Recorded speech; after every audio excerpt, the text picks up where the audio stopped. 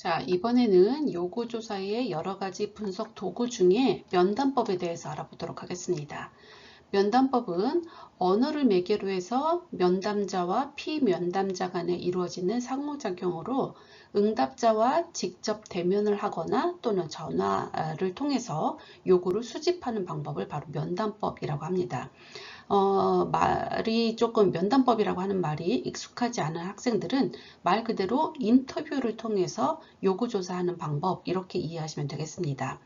자, 이 면담법의 특징은 언어적인 진술을 통해서 응답을 얻기 때문에 만약에 어떤 설명이 필요한 서술적인 정보가 필요하다거나 아니면 정보가 조금 단답형으로 대답하기 어려운 정보가 복잡한 그리고 서로 얼굴을 맞대고 서로 이야기를 통해서 요구를 찾아내는 것이기 때문에 사람들이 대답을 하지 않는 경우가 많지 않죠. 그래서 높은 응답률이 필수적일 경우에 이런 면담법을 통해서 이제 요구를 조사를 한다라고 알아두시면 되겠습니다. 자, 면담법은 여러 가지 유형들이 있는데요. 각각의 유형들이 어떤 상황이냐에 따라서 우리가 유형을 이제 구분을 해볼 수 있습니다. 먼저 면담자의 수에 따라서 유형을 구분을 해볼 수 있는데요. 먼저 개별 면담과 집단 면담으로 구분을 해볼 수 있습니다. 자, 개별 면담은 면담자와 면담 대상자가 1대1로 이루어지는 면담. 그것을 이제 개별 면담이라고 하고 이 개별 면담은 1대1 형식으로 이루어지기 때문에 단독 면담이라고도 합니다.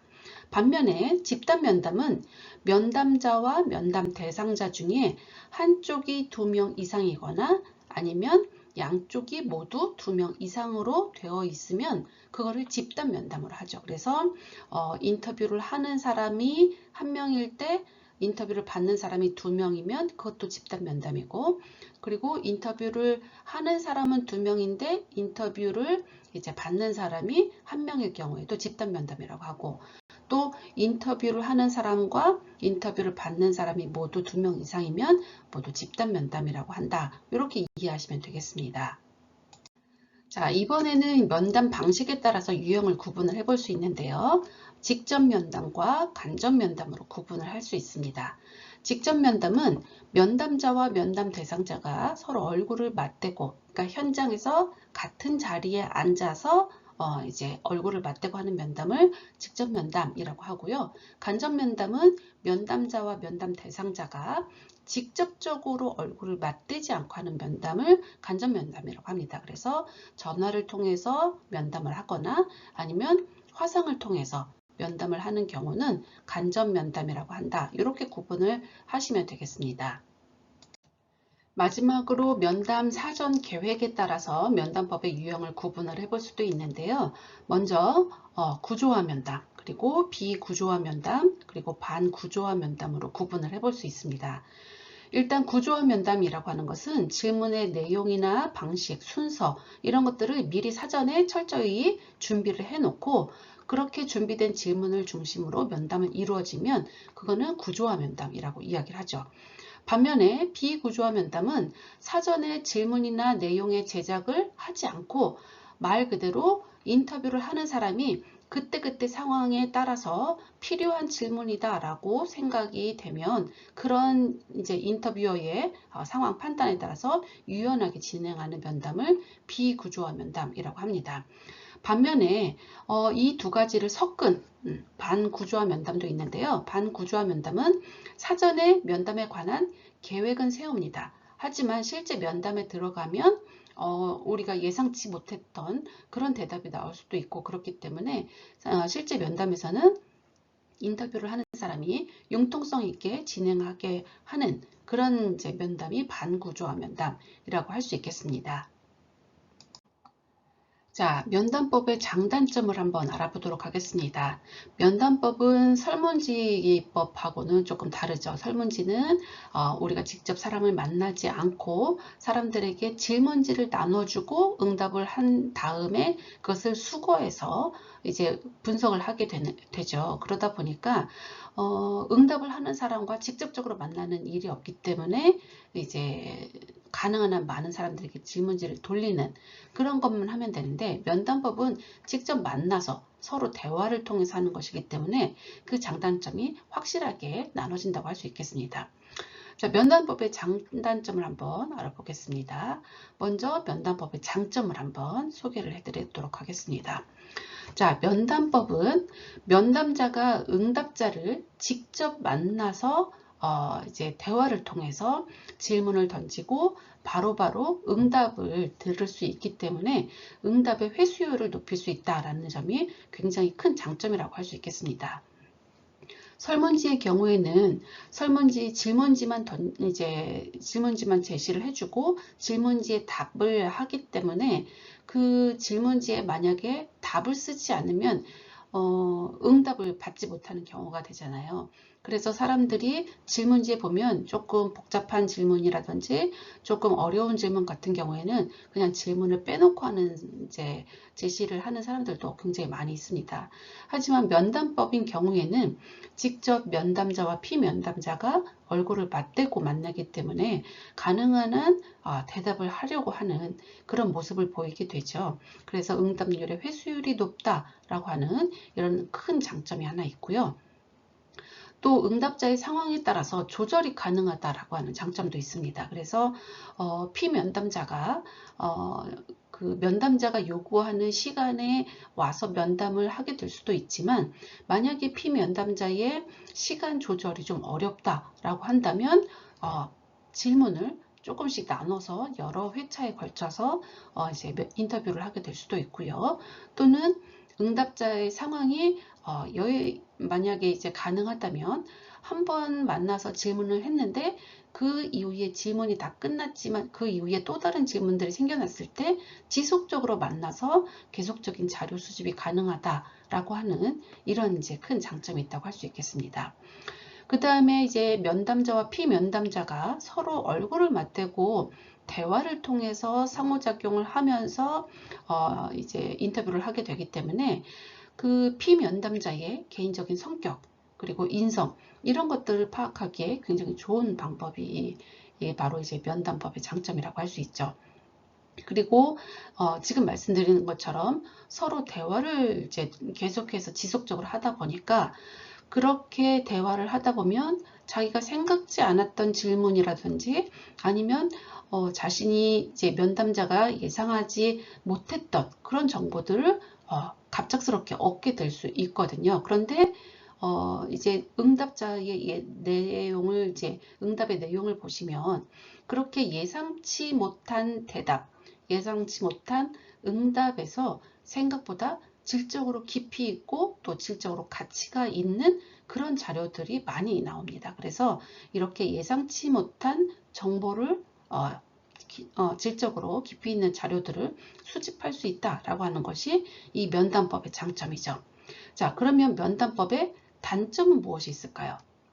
자, 하나씩 살펴보면 일단 면담법은 한 사람의 면담자가 피면담자를 개인적으로 만나서 인터뷰를 하게 되기 때문에 일단 시간이 굉장히 많이 들죠. 그래서 사람을 한 명 한 명 만나서 자료를 수집하는 것이기 때문에 양적으로 많은 인원을 이제 많은 자료 수집을 하기가 사실은 쉽지 않습니다. 그래서 이 면담법을 하게 되면 시간 그리고 비용이 많이 든다라고 하는 이런 단점이 있고요. 또 정보를 양적으로 측정하는 데 어려움이 있습니다. 왜냐하면 좀 전에도 말씀드렸듯이 많은 사람을 인터뷰하기에는 좀 어려운 점이 있기 때문에 정보를 양적으로 측정하는 데는 어려움이 있죠. 그래서 면담법의 경우에는 소수의 인원만 면담해도 가능할 법한 질적 자료 수집에 면담법이 활용이 되는 겁니다. 자, 그리고 또 한 가지 단점이 있는데 자, 만약에 인터뷰를 하는 사람, 조사를 하는 사람이죠. 조사자가 어떤 편견을 가지고 있는 사람이다 라고 하면 인터뷰를 할 때 피면담자가 하는 대답을 그대로 수용하지 못하고 자신이 가지고 있는 편견을 거기에 덧입혀서 조사를 하게 되는 경우들도 굉장히 많습니다. 그래서 면담을 하는 사람이 굉장히 전문가적인 그런 스킬을 가지고 있는 경우에는 이렇게 편견이 삽입되는 경우가 많지는 않겠지만, 조사자가 조금 스킬이 부족한 경우에는 자신의 편견을 삽입할 수 있다라고 하는 이런 큰 단점이 있기 때문에 이런 부분에 있어서는 굉장히 조심을 해야 되는 부분이다. 이렇게 보시면 되겠습니다. 그리고 만약에 집단 면담을 하는 경우에 면담을 하는 사람은 한 명인데 피면담자, 그러니까 면담을 받는 사람이 2명 이상일 경우에는 또 하나의 단점이 드러날 수 있습니다. 그게 뭐냐면 피면담자가 상호 간에 영향을 줄 수 있다라는 단점이 있습니다. 예를 들면 면담자가 피면담자들에게 질문을 했어요. 질문을 했을 때 대답을 하는 사람이 한 명이 먼저 대답을 하고 그 다음 사람이 이제 나중에 대답을 하게 되겠죠. 그러면 먼저 대답을 하는 사람이 내가 이렇게 대답을 해도 될까? 이런 고민이 드는 그런 질문이 있을 수도 있는데, 자신이 솔직하게 대답을 했는데 두 번째 대답을 하는 사람이 먼저 대답한 사람의 대답을 듣고 자신의 생각을 바꾸게 될 수도 있거든요. 그러면 서로 간에 영향을 주고받을 수 있기 때문에 집단 면담인 경우에는 이렇게 피면담자 상호 간에 영향을 줄 수 있는, 그래서 자신의 솔직한 대답을 하지 않고 상대방이 원하는 대답을 하거나 아니면 다른 사람에게 영향을 받은 그런 대답을 하게 될 수도 있다라고 하는 이런 아주 큰 단점이 있습니다. 그리고 이제 아무래도 서로 이제 얼굴을 맞대고 인터뷰를 하다 보니까 즉각적으로 응답을 해야 되는 상황이 많거든요. 그런데 이렇게 즉각적으로 응답을 하는 것을 부담스럽게 생각을 해서 자신의 솔직한 이야기를 응답을 하는 것이 아니라 그냥 대충 숙고하지 않고 깊이 생각하지 않고 응답을 하게 될 가능성이 사실은 굉장히 많죠. 그래서 이러한 단점들이 있기 때문에 이러한 단점들을 보완할 수 있는 그런 이제 면담을 하는 스킬들, 그런 기술들을 익혀야 될 필요가 있다고 보시면 되겠습니다.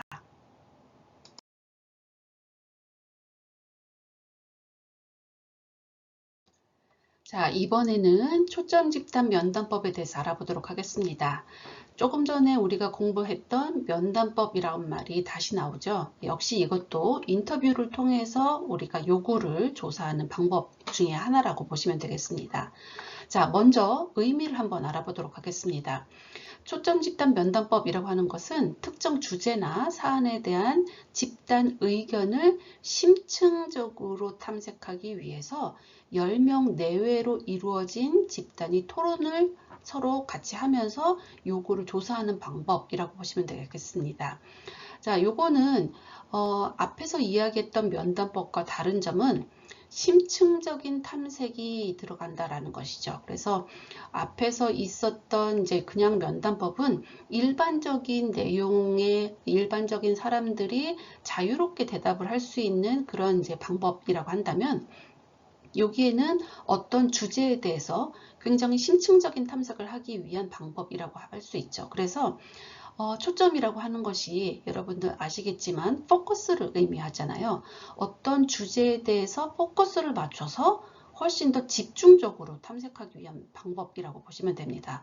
그래서 여기 보시면 10명 내외라고 되어 있잖아요. 그래서 면담을 한 10명 안팎으로 이제 사람들을 대상으로 이제 면담을 하게 됩니다. 그래서 일반적인 면담법은 그 인원수가 훨씬 더 이제 10명보다는 훨씬 더 많겠죠. 하지만 초점 집단 면담법은 10명 내외로 아주 소수의 인원이 면담을 하게 되고요.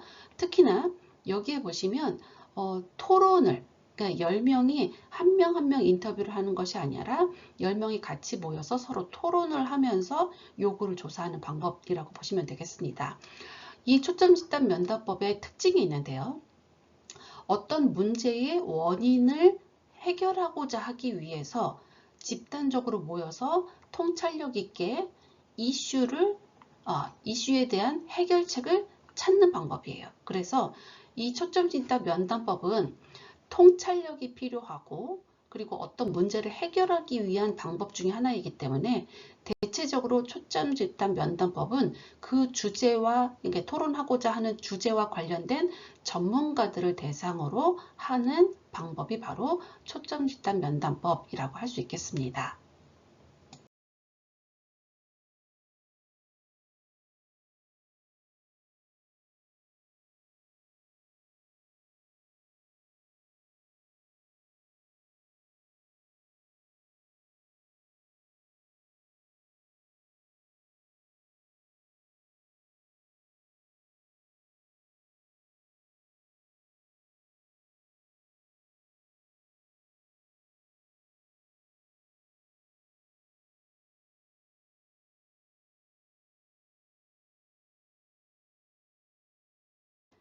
자, 요구 분석을 하기 위한 분석 도구들은 굉장히 많습니다. 그래서 설문지와 면담법에 대해서 우리가 공부를 했었고요.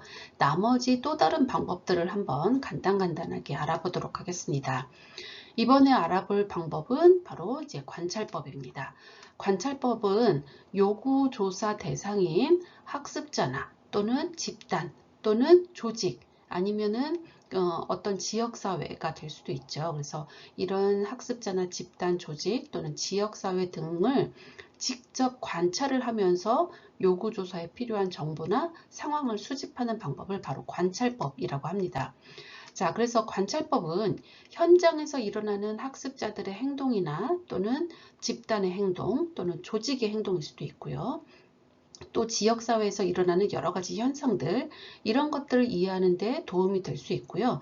또 설문지나 면담을 통해서 얻지 못하는 아주 질적으로 풍부한 데이터를 얻을 수 있다라고 하는 그런 특징이 있습니다. 그래서 관찰법은 어떤 식으로 이루어지는지 그것도 이제 한번 알아보도록 하겠습니다. 자, 관찰법은 조건의 통제를 하느냐 하지 않느냐에 따라서 두 가지 유형으로 구분이 됩니다. 하나는 자연적 관찰법, 또 하나는 체계적 관찰법, 이렇게 두 가지로 이제 구분을 할 수 있는데요. 먼저 자연적 관찰법부터 알아보겠습니다. 자연적 관찰법은 어떤 행동이나 현상이 자연적으로 발생된 그대로의 모습인 자연스러운 행동을 관찰하고 기록하는 방법이 바로 자연적 관찰법입니다. 예를 들면 이런 겁니다. 사람들이 횡단보도에서 신호를 잘 지키는지 지키지 않는지를 관찰을 하고 싶어요. 그래서 어떤 통제나 어떤 이제 조건을 부여하지 않고 그냥 횡단보도 앞에서 가만히 서서 사람들이 신호를 지키는지 안 지키는지를 관찰을 하는 겁니다. 또는 사람이 서 있으면 사람이 쳐다보고 있으면 좀 그러니까 그 앞에 몰래 카메라를 설치를 해두고 사람들이 이제 횡단보도를 건널 때 파란불일 때 건너는지 아니면 빨간불인데도 불구하고 무단으로 횡단보도를 건너는지를 관찰을 하는 겁니다. 말 그대로 우리 일상생활에서 자연스러운 모습을 그대로 관찰하는 것, 그것이 자연적 관찰법입니다.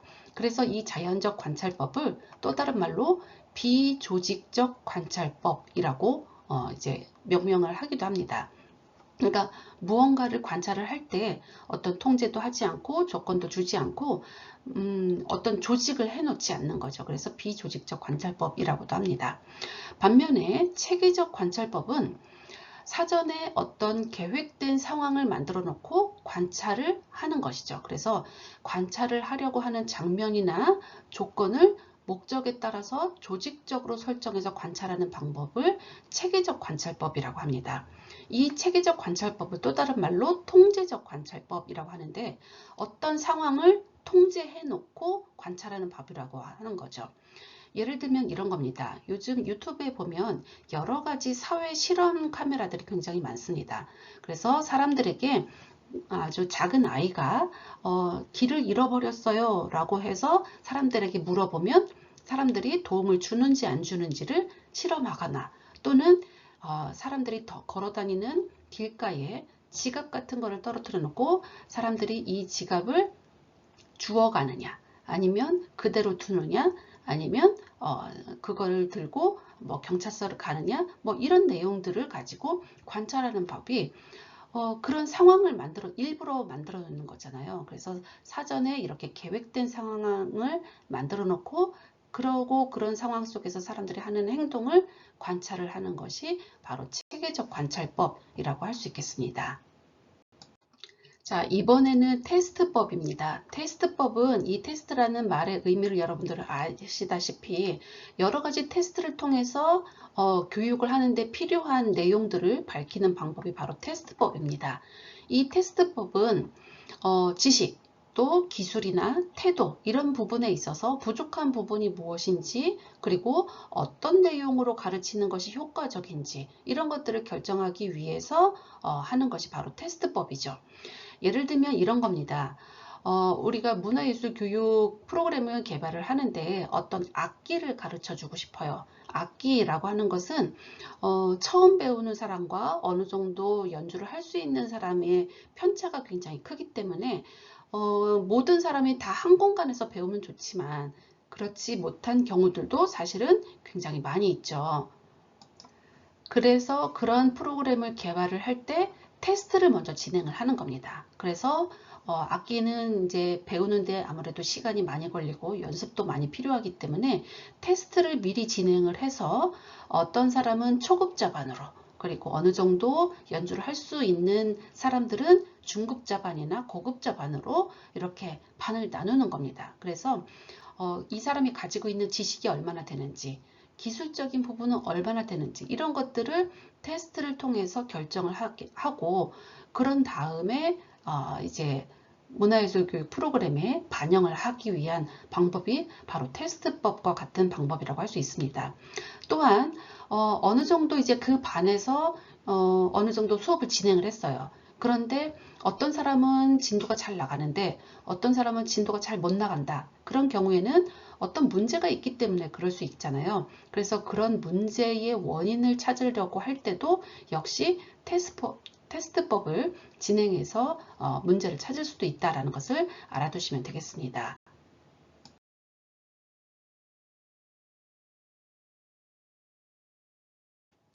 자, 이번에는 기록 및 문서와 관련된 내용입니다. 자, 기록 및 문서는 말 그대로 기록, 그리고 문서 이런 것들을 통해서 요구를 수집하는 방법인데요. 여기서 말하는 기록이나 문서는 때로는 신문일 수도 있고, 때로는 무언가를 연구한 연구 자료일 수도 있죠. 이렇게 텍스트로 되어 있는 자료들을 통해서 요구를 수집하는 방법이라고 보시면 되겠습니다. 이 기록이나 문서의 특징은 문서 분석을 통해서 면담 또는 설문지 이런 것들로는 이제 수집될 수 없는 그런 요구 분석에 고려할 만한 타당한 자료 이런 것들을 찾기 위한 방법이죠. 예를 들면 어느 지역에서 문화예술 교육 프로그램을 만들고 싶어요. 새롭게 개발을 하고 싶어요. 그래서 그 지역을 대상으로 문화예술 교육 프로그램을 진행을 할 건데, 때로는 그 지역 주민들에게 설문지를 돌릴 수도 있고, 또는 그 지역에 그 지역을 잘 알고 있는 사람들을 면담을 통해서 문화예술 교육 프로그램을 진행을 할 수도 있어요. 개발을 할 수도 있어요. 자, 그런데 이렇게 설문지나 면담을 통해서 얻을 수 없는 자료들도 있거든요. 그래서 그 지역에서 나오는, 지역을 잘 소개하고 있는 여러 신문들, 그래서 이 지역에 어떤 사건 사고들이 있었고 이 지역의 주민들이 어떤 활동을 그동안 해왔고 이런 것들은 이제 계속해서 히스토리가 쌓이기 때문에 이런 이제 설문지나 면담을 통해서 얻기는 좀 어렵죠. 그래서 그 지역 사회에 있는 여러 신문이나 아니면 그 지역 사회에 있는 여러 공공기관에서 그 지역의 여러 가지 요소들을 연구한 자료들 이런 것들을 가지고 우리가 요구 분석을 할 때 이런 것들도 우리가 참고하면 좋겠구나 하는 그런 자료들을 찾는 방법이 바로 기록 및 문서의 방법이라고 보시면 되겠습니다. 자, 마지막으로 비형식적 대화에 대해서 말씀을 드리도록 하겠습니다. 비형식적 대화라고 하는 것은 일상 속에서 특별하게 이제 요구조사를 해야겠다라는 의도가 없어도 여러 학습 고객이나 아니면 동료들과 이제 서로 이제 빈번한 접촉을 통해서 그들이 요구하고 있는 것, 그런 것에 대한 정보를 획득하는 방법입니다. 그래서 이것은 요구 분석을 위해서 정보를 수집해야지 라고 해서 학습자나 동료들과 접촉을 항상 하는 건 아니잖아요. 평상시에 학습자나 또 동료들과 계속해서 대화를 나누다 보면 이런 걸 해보면 좋을 것 같아. 이런 프로그램이 있으면 좋을 것 같아. 이런 이제 아이디어들이 많이 나오게 되거든요. 그래서 이거는 특별하게 분석 도구라고 하기보다는 평상시에 있었던 쌓여진 정보들, 그런 정보들이라고 보시면 되겠습니다. 그래서 이런 것들은 평상시에 정보 수집 활동을 통해서 공식적인 자료 수집 활동을 하는 것은 아니기 때문에 공식적인 자료 수집에서 얻을 수 없는 그런 정보들을 획득할 수 있다는 장점이 있다고 할 수 있겠습니다.